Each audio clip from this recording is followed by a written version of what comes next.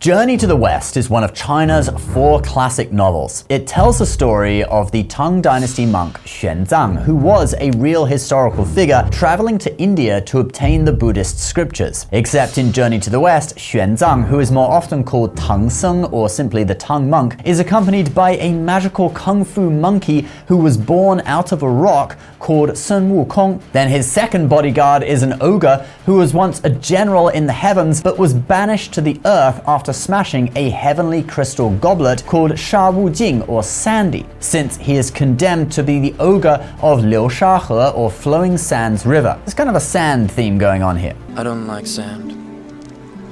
And then we have another former heavenly general who once commanded 100,000 heavenly soldiers but got drunk and harassed Chang'e, the goddess of the moon, and was thus banished down to the human world and given the face of a pig for being such a creep. He is called Zhu Bajie, or affectionately known as Pigsy. So Tang Monk has these 3 unorthodox bodyguards, and they each have their own weapon that they use to vanquish demons and protect their master.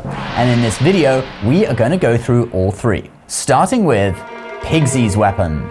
So let's start with Zhu Bajie or Pigsy. His weapon is the 九齿钉耙 or the 9-toothed rake. This rake was created in the heavens by Taishang Junlao, or the Taoist deity known as Lord Lao. He gave it to the great Jade Emperor or Yu Huang Dadi, who then gave it to Pigsy, who at the time was a great general in the heavens. The original name of this weapon when it was created in the heavens was Shangbao Qin Jin Pa, which translates as something like higher treasure seeping gold rake. The rake could move and spin by itself when Pigsy said a magic verse. It could also change size so he could store it in his jacket. Although you don't see these skills in the TV show, they are talked about in chapter 19 of Journey to the West. There's some additional description in chapter 49 as well. The teeth are like the claws of a dragon, and the metal pole is the shape of a python. I'm guessing that's talking about this part here. And then there's also some flowery description about how formidable of a weapon it is. It knocks down Mount Tai, striking fear into the hearts of 1,000 tigers. It turns over the great oceans, astonishing 10,000 dragons. And yeah, Pigsy does use it throughout the novel and the TV show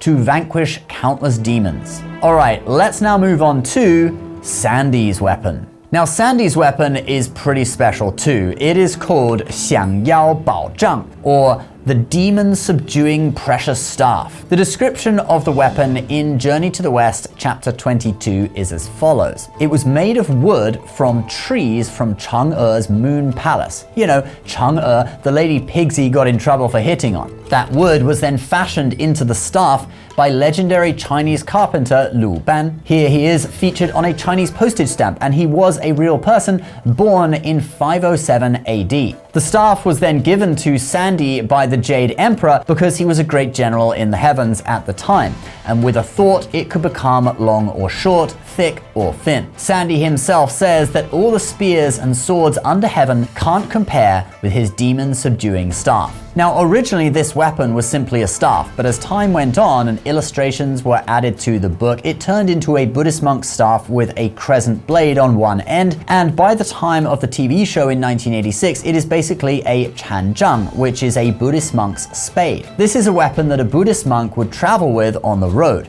They didn't sharpen either end, but the weapon had a few uses. They could use it to fight off bandits, but in addition to that, if they found a dead body on the road, they could bury it with the spade end, giving it the proper Buddhist rites. And if they encountered wild animals like leopards or wild dogs, they could use the crescent end to keep them at bay. This weapon is often seen in Shaolin martial arts, which of course come from a Buddhist monastery, the Shaolin Temple. And Sandy uses it throughout the story to slay numerous demons, and also to carry the luggage. Alright, last but certainly not least, Monkey King's weapon. So when Sun Wukong is living in Water Curtain Cave on the Mountain of Flowers and Fruit, he tries out a da dao or big knife as a potential weapon for him, but finds it not appropriate. It's then recommended to him that he goes down to see the Dragon King of the Eastern Sea, or Donghai Longwang, who apparently has a load of good weapons. So, you know, since he's a magical kung fu monkey, obviously he can breathe underwater, so he does just that. Now, the Dragon of the Eastern Sea is just sort of chilling out, playing some games with his family when Sun Wukong rudely turns up, demanding a weapon. The Dragon King lets him try out a few weapons, but they are all either too light or not good enough in some way for the Monkey King. But then the Dragon King's wife suggests that the Monkey King tries out an iron rod weighing 13,500 katis or jin, which is about 17,550 pounds. Now, in the story, the piece of iron was originally used by Yu the Great, who tamed the waters of China's Great Flood. 美猴啊，此乃大禹治水时定江海深浅的定子。 If you haven't seen our video on Yu the Great taming the flood, it looks like this.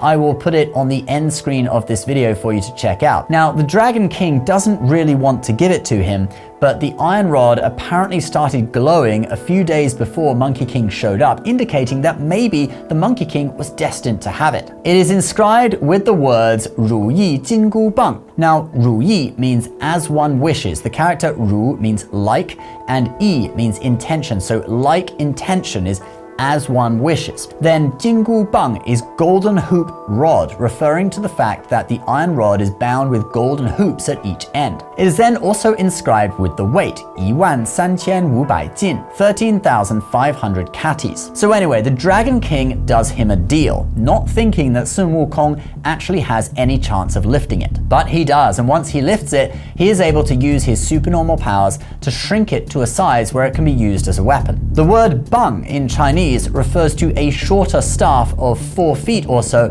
as opposed to a long staff or gun that is taller than a person. Monkey King can also shrink it even further and store it in his ear, to be pulled out when he needs to fight off demons with it. Of course, removing the rod that was stabilizing the sea causes the sea to go crazy for a bit, but Sun Wukong is happy and he goes on to use the 如意金箍棒 as his primary weapon for the whole of Journey to the West, defending Tang Seng from numerous demons. In addition to the 金箍棒, the Monkey King also gets some other treasures from the Dragon King, including the 藕丝步云履 or cloud walking boots, the 锁子黄金甲 or golden chain mail, and 凤翅紫金冠 or phoenix feather cap. Now, it's not really clear why he needs all this stuff, since he's already cultivated supernormal abilities and he can fly and his body is really strong, but it's a pretty cool haul anyway. And guys, those are the 3 main weapons that you see the heroes using in Journey to the West: the 如意金箍棒, 降妖宝杖, and the 九齿钉耙. And you will see them portrayed in numerous TV shows, movies, and Chinese dance productions of the Monkey King. Speaking of Chinese classical dance, if you want to learn it for yourself and portray the legendary Monkey King on stage one day, or just learn some cool moves, check out learnchinesedance.com, the sponsor of today's video, or click the link in the description below. This is a website where you can learn authentic Chinese dance taught by teachers from Shenyun Performing Arts, the world's premier Chinese classical dance company. You can sign up for live classes or buy pre-taped video courses to learn at your own pace. That is learnchinesedance.com, or click the link below. Please subscribe to the channel if you're new and leave some suggestions in the comments below. What do you want to see us cover in future videos? We'll see you next time. Bye-bye.